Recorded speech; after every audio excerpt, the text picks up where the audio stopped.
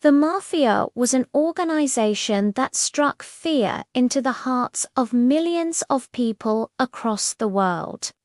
The sheer amount of violence that they were willing to inflict upon others for financial gain is scary to think about. So it's no surprise that films and TV shows have been made about them for decades. But what really makes them so popular is their aura of mystery. There's something very intriguing about a criminal underworld hidden amongst us that we can't see. What did the average day in the life of a mobster look like? And how were these organizations even formed in the first place? Well, join me today as we take a look at Rise and Fall of the Mafia, a deadly history. The origins of the Mafia can be traced back to Sicily. It is here where we will meet one of the most infamous gangsters of all time, the man who is credited with founding the Sicilian Mafia, Tito Riina. Little is known about this man as records of his early life are sparse. However, he had gained enough notoriety by 1864 the New York Times to publish an article on him. By this point, he had become a bandit chief, pillaging on the riches of landowners and merchants. He was also responsible for creating the modern mafia structure, recruiting members through blood oaths and offering them monetary rewards for completing tasks. This practice of offering money for carrying out certain actions is still used in the mafia today. This is why, if you were ever offered money to commit a crime, you should always refuse. Chances are you're being recruited by the Mafia. By the end of the 19th century, the Mafia had grown into a full-blown criminal organization. They were now controlling much of Sicily, using violence and intimidation to achieve their goals. In fact, at one point, the entire island of Sicily was effectively run by the Mafia. They had taken over the government and were running the island like it was their own personal country. The only difference is that there wasn't a president or prime minister at the top. Instead, there were 5 bosses, each controlling their own territory and raking in millions of dollars. The best way to make money was through extortion. Essentially, how this worked is that the Mafia would threaten business owners and demand money from them in exchange for not harming their business. Sometimes they would even go as far as to harm their business just to show them that they meant business. The Mafia were also involved in many other illegal activities, such as gambling and prostitution. In fact, gambling was one of their main sources of income during the early days. The first families of La Cosa Nostra, the Italian-American Mafia, were formed by immigrants who fled to America to escape poverty in Italy. Once in America, they quickly realized that they could make more money through illegal activities than through legitimate jobs. This was because the average Italian immigrant was treated very poorly. Many of them were uneducated and couldn't get high-paying jobs. Because of this, they were forced to resort to crime in order to make ends meet. Luckily for them, there were already established mafia organizations in America by this point, which took them under their wings and taught them the ways of the mafia. One of the earliest Italian-American mafia families was the Bonanno crime family. This family was founded by Joseph Bonanno in the early 20th century. Under Bonanno's leadership, the family quickly grew in power and influence. They became involved in all sorts of illegal activities, including gambling, narcotics trafficking, and murder. Another prominent Italian-American mafia family was the Colombo crime family. This family was founded by Joseph Colombo in the 1920s. The Colombo crime family was known for its involvement in labor racketeering, construction, and government corruption. One of the most powerful bosses in mafia history, Charles Lucky Luciano, was a member of this family. He helped to transform the Mafia into a modern criminal organization. One of the most infamous Italian-American mafia families was the Gambino crime family.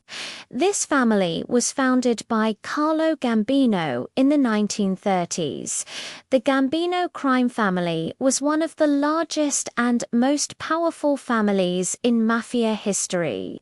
They were involved in a wide range of illegal activities, including drug trafficking, extortion, and murder. One of the most well-known members of the Gambino crime family was John Gotti, who became famous for his lavish lifestyle and flamboyant style. Another influential Italian-American mafia family was the Lucchese crime family. This family was founded by Thomas Lucchese in the 1920s. The Lucchese crime family was known for its involvement in narcotics trafficking, gambling, and murder. They also had strong ties to the Genovese crime family. The last of the 5 original families is the Genovese crime family. This family was founded by Vito Genovese in the 1930s. The Genovese crime family was involved in a wide range of illegal activities, including drug trafficking, extortion, and murder. They are one of the most active mafia families today and are based primarily in New York City.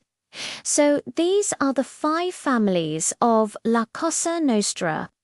Each one is unique and has its own distinct history.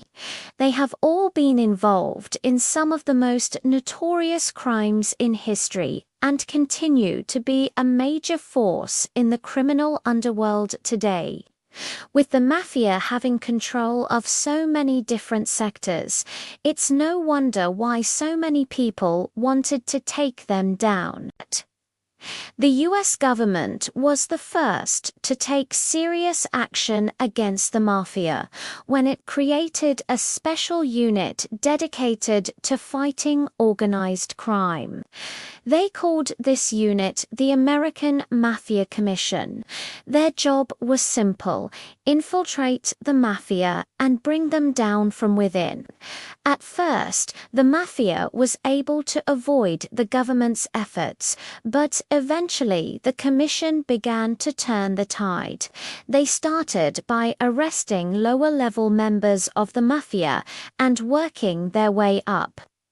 As they arrested higher and higher members, the commission began to break up the Mafia's leadership structure. This made it difficult for the Mafia to carry out its criminal activities and eventually led to the downfall of the organization. But the commission wasn't the only one to take the Mafia down. Journalists and writers also played an important role in exposing the Mafia. They wrote books and articles about the Mafia's illegal activities, which helped to raise public awareness of the dangers posed by this criminal organization. This increased public pressure on law enforcement to take action against the Mafia. So thanks to the efforts of the Commission and journalists, the Mafia has been significantly weakened in recent years. However, they are still a dangerous criminal organization and should not be underestimated. Over the years, there have been several high-profile cases of Mafia violence. In 1978, for example, two members of the Genovese crime family were assassinated in New York City. This was in retaliation for their testimony against other Mafia members in a government witness protection program. More recently, in 2015, a member of the Bonanno crime family was shot dead in Las Vegas. This was in retaliation for his cooperation with the FBI in a racketeering investigation. These are just two examples of the many cases of mafia violence that have occurred over the years. And they serve as a reminder that the mafia is still a dangerous criminal organization that should not be messed with. In 1972, the Italian-American Civil Rights Organization was formed. This group aimed to improve the social and economic conditions of Italian Americans and to combat negative stereotypes about Italian Americans. One of the organization's founders, John J. Persico, was a member of the Lucchese crime family. This caused a lot of controversy, as many people felt that a member of the Mafia had no right to represent Italian Americans.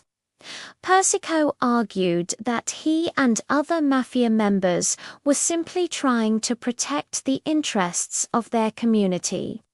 However, the majority of Italian Americans disagreed, and the organization was disbanded in 1986. One of the biggest mistakes the Mafia made was expanding too quickly. They grew so rapidly that they ended up stretching their resources thin. This made it difficult for them to maintain their criminal empire and eventually led to their downfall. Another mistake the Mafia made was becoming involved in too many different illegal activities. They tried to do everything, from gambling to narcotics trafficking to murder.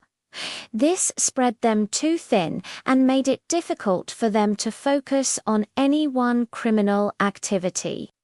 Today, the Mafia is a shadow of its former self. However, they are still a dangerous criminal organization that should not be messed with. Their criminal activities may not be as widespread or as lucrative as they once were. But the Mafia is still involved in a number of illegal activities, including gambling, extortion, and drug trafficking. They also still have a strong presence in certain parts of the United States, particularly in New York City and Las Vegas. The Mafia has been a criminal organization shrouded in secrecy and violence. They have been involved in some of the most heinous crimes imaginable and have struck fear into the hearts of millions of people. But despite their brutal reputation, the Mafia is a fascinating subject that has captured the attention of people all over the world. Whether you're interested in their history, their methods, or their leaders, there's no denying that the Mafia is one of the most intriguing criminal organizations of all time. If you enjoyed the video, please leave a thumbs up. I appreciate it. Thanks for watching.